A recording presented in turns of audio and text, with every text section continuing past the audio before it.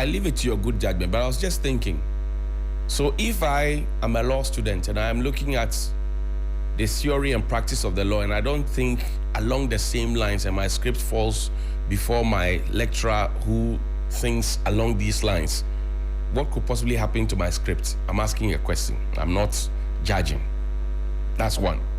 Number two, so those who have been convicted by the theory of the law and the practice of the law, like Atai, for example, would you also now be thinking about what is in the books as theory, but in practice it should not have happened?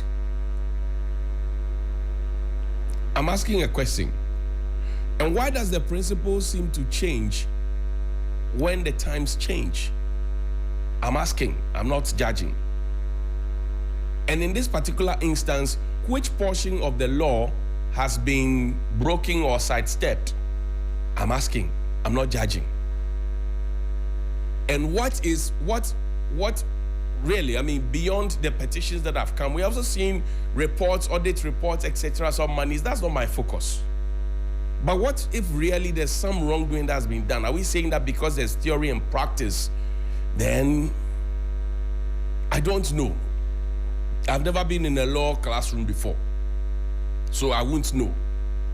But are we injecting politics into it? Because in the tail end of the tape I played for you, we're now talking about Professor Mills and how he was sick in office and the rest. And some people on social media are now even talking about also Sewa Bruni. That if we're talking about somebody's ill health, then let's talk about somebody who was sane in his mind but had a slave queen on the plane with the person traveling around. Should that have also been grounds or basis? We are told not to politicize the matters. The citizens, we are told not to politicize the matter. And then right on that same altar, politicization happens. What's going on? Look, if you go onto the streets, and I say that most of our politicians do not relate with the streets. Some of us, we are street boys. We relate with the streets. We know the streets. They know us.